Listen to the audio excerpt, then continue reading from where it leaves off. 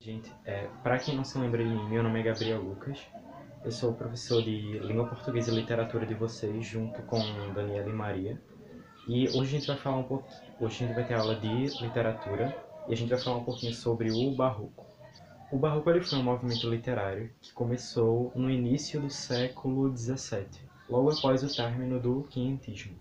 Ele teve início em 1601 com uma obra chamada Prosopopeia, de Bento Teixeira, que a gente já vai falar quando a gente chegar para falar da parte dos autores das obras. O Barroco não costuma ser uma escola tão cobrada no Enem, mas assim, vocês entendendo os conceitos que eu vou abordar aqui com vocês hoje, eu tenho certeza que vocês vão estar prontos para fazer uma ótima prova. Mas e aí, bora tentar entender agora qual é a proposta desse movimento, quais são os seus ideais, suas características e etc. Então é o seguinte, o Barroco ele é focado principalmente na questão do contraste e da oposição. Como assim? Então, por exemplo, o homem barroco ele vai estar sempre tentando escrever algo relacionado, por exemplo, a dilemas existenciais dentro dele. Então sempre vai ter esse contraste entre duas características que ele apresenta. Então, por exemplo, o homem barroco ele vai estar escrevendo sobre a busca pela salvação, a redenção divina, ao mesmo tempo que ele não vai se afastar dos prazeres mundanos, do pecado. Então, essa é uma dualidade muito importante que a gente encontra nesse movimento literário, a questão da oposição entre o bem e o mal, a salvação e o pecado. É algo bastante comum nas obras daquela época. E a gente também consegue enxergar um contraste entre o antropocentrismo, que é uma teoria que ela põe o foco no homem, põe o foco do mundo no homem em si, no ser humano, e a gente tem o teocentrismo, que põe o foco de tudo, o foco do mundo inteiro em Deus. Então a gente tem esse contraste, essas oposições entre essas duas teorias. E é importante a gente falar aqui que nessa aula a gente só vai se restringir ao barroco na literatura brasileira. Porque, não sei se vocês sabem, mas o barroco ele também não é exclusivamente brasileiro e também ele não é só exclusivo da literatura. Ele também é abordado em outros tipos de manifestações artísticas, como a pintura, a escultura, a arquitetura e enfim. Mas aqui a gente vai focar só na literatura, que é o que geralmente vai ser abordado na prova de linguagem de vocês. Vai tentar entender um pouquinho sobre o contexto histórico desse movimento, o que estava acontecendo aqui no Brasil quando esse movimento literário estava em vigor. E aqui nessa época a gente estava tendo um período chamado de Século do Ouro, que era quando a exploração do ouro era a atividade econômica mais importante do país, com foco na região de Minas Gerais. A primeira capital do Brasil, que era Salvador, ela foi transferida para o Rio de Janeiro. E por fim a gente teve um forte desenvolvimento econômico, devido ao grande aumento no número de habitantes do país. Agora vamos falar sobre as principais características que a gente encontra nas obras desse movimento. Primeiramente a gente tem uma linguagem muito dramática e pessimista. O homem barroco ele não economizava quando ia falar de detalhes sobre o que ele estava sentindo, sobre os dilemas existenciais dele, então eles investiam bastante nessa questão do pessimismo. A gente tem também a questão do exagero e do rebuscamento. E na questão do exagero, era muito constante o uso das figuras de linguagem, como por exemplo a hipérbole. A hipérbole é uma figura de linguagem que a gente usa quando a gente quer demonstrar justamente o exagero. Quando a gente está sentindo uma coisa, a gente extrapola demais no sentido da palavra. Então no final da aula eu vou dar um exemplo a vocês de um poema justamente utilizando essas figuras de linguagem, tá? Então fiquem tranquilos. E o rebuscamento é justamente esse detalhismo, essa questão da grande preocupação com as palavras que eles usam. Então, o rebuscamento é justamente essa preocupação com cada detalhe, cada palavra que eles estão usando dentro do texto deles.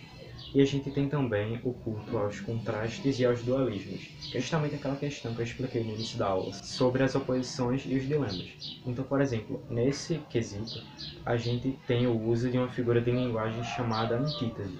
A antítese é quando tem uma comparação entre duas palavras, só que de maneira oposta. Então, por exemplo, a gente tem o religioso e o profano, luz e e escuridão, bem e mal, certo e errado. Então a antítese é a relação que existe entre duas palavras opostas, de significados opostos. E por fim a gente tem, como eu já falei a vocês, a questão da valorização dos detalhes, que é muito comum nas obras deles. Eles realmente não economizavam quando eles queriam falar sobre cada detalhe do que eles estavam sentindo, do que eles sentiam se refletir na sociedade, sabe? Então, é basicamente isso de características. Um pouquinho sobre os principais autores e obras que podem cair no vestibular de vocês. O primeiro deles é Bento Teixeira. Ele nasceu em 1561 e faleceu em 1618, e foi justamente ele que iniciou o Barroco com a obra Prosopopeia, que é um poema épico. Um poema épico é um tipo de texto narrativo que vai narrar as aventuras de um determinado herói em forma de poema, em forma de poesia, questão das estrofes, versos e etc. Então, Prosopopeia vai exaltar a obra de Jorge Albuquerque Coelho, que era um dos detentores da capitania de Pernambuco. A gente tem também Gregório de Matos, que é geralmente o mais citado e o mais cobrado no vestibular. Ele se destacou principalmente na poesia lírica, religiosa, erótica e satírica. A satírica foi uma das principais formas que ele usou para expor a poesia dele, porque ele costumava satirizar muito as questões sociais que estavam acontecendo na época. Ele não economizava palavras para expor pessoas corruptas, pessoas que se diziam boas, mas na verdade eram pessoas ruins, e etc. Então ele costumava brincar muito com isso, e justamente por isso que ele é conhecido como um dos poetas satíricos mais famosos da época. E a gente tem também Manuel Botelho de Oliveira, que foi o primeiro brasileiro originado aqui a publicar sua obra em versos barrocos. E da sua obra destaca-se Música do Parnaso. E agora a gente vai fazer a leitura de um poema de Gregório de Matos chamado A Instabilidade das Coisas do Mundo. Então a gente vai ler ele e depois a gente vai fazer uma análise bem rapidinha sobre alguns dos aspectos desse poema, sobre alguns dos aspectos barrocos que a gente consegue encontrar dentro desse poema. Então vamos lá? Nasce o sol e não dura mais que um dia. Depois da luz se segue a noite escura. Em tristes sombras morre a formosura, em contínua tristezas a alegria. Porém, se acaba o sol, por que nascia? Se é tão formosa a luz, por que não dura? Como a beleza assim se transfigura? Como o gosto da pena assim se fia? Mas no sol e na luz falta firmeza, na formosura não se dê constância, e, na alegria, sinta-se tristeza. Começa o mundo, enfim pela ignorância, e tem qualquer dos bens por natureza, a firmeza somente na inconstância.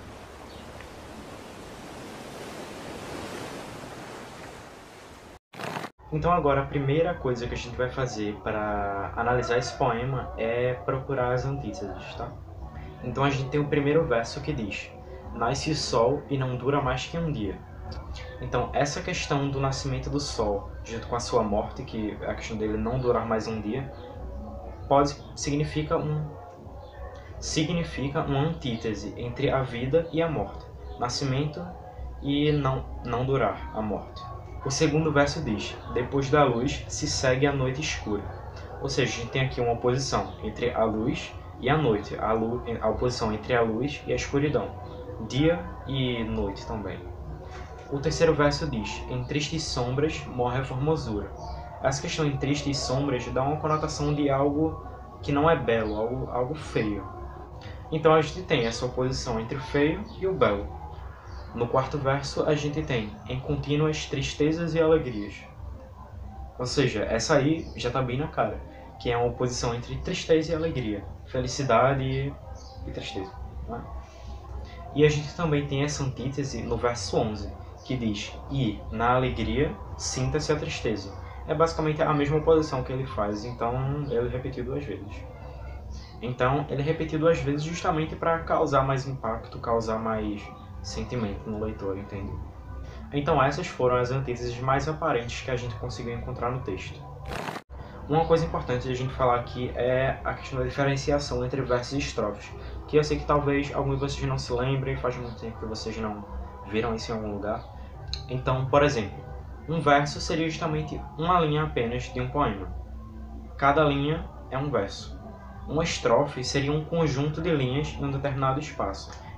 Então, por exemplo, se a gente for olhar no primeiro pedaço do nosso texto, a gente tem o verso 1, o verso 2, o verso 3, o verso 4 e depois a gente tem um espaço. Esse espaço quer dizer o fim da minha estrofe. Ou seja, todos aqueles versos formam uma estrofe e a partir daquele espaço a gente já tem outra estrofe totalmente diferente. Então essa divisão de estrofes é justamente esse pulo no parágrafo, sabe? Então, estrofe é justamente isso, um conjunto de versos em um determinado espaço. E além disso, dependendo da quantidade de versos que cada estrofe tem, a gente dá certos nomes a elas. Então, por exemplo, esse poema ele é formado por 2 quartetos e 2 tercetos. O que significaria isso?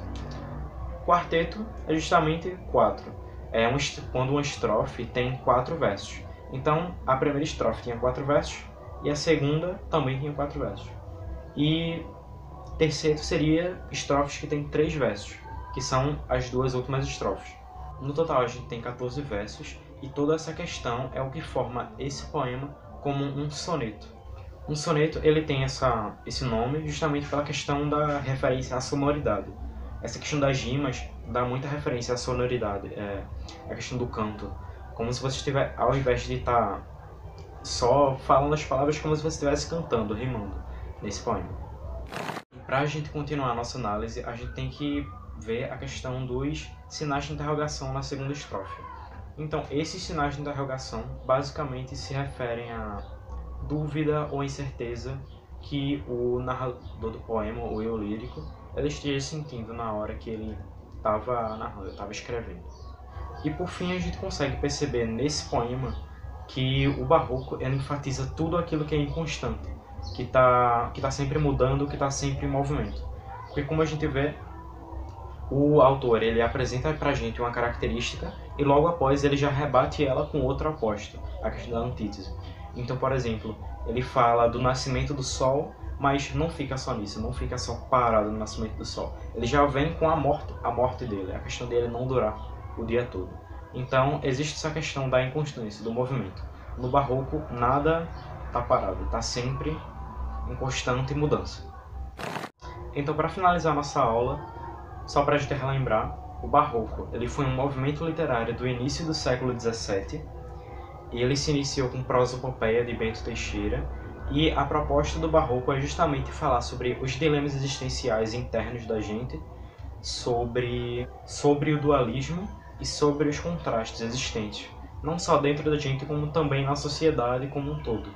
E o que estava acontecendo no Brasil, o século do ouro, a exploração do ouro em Minas Gerais, a mudança da capital do Brasil de Salvador para o Rio de Janeiro e o forte desenvolvimento econômico, devido ao grande número do aumento de habitantes. Eu espero que vocês tenham gostado da aula, que tenha dado para entender os conceitos e tudo mais. Qualquer dúvida vocês podem mandar pra gente no Google Classroom ou entrar em contato diretamente com a gente se vocês preferirem. E a gente vai mandar o resumo para vocês, a atividade. E é isso, eu espero que vocês tenham aproveitado e a gente se vê na próxima aula. Até mais!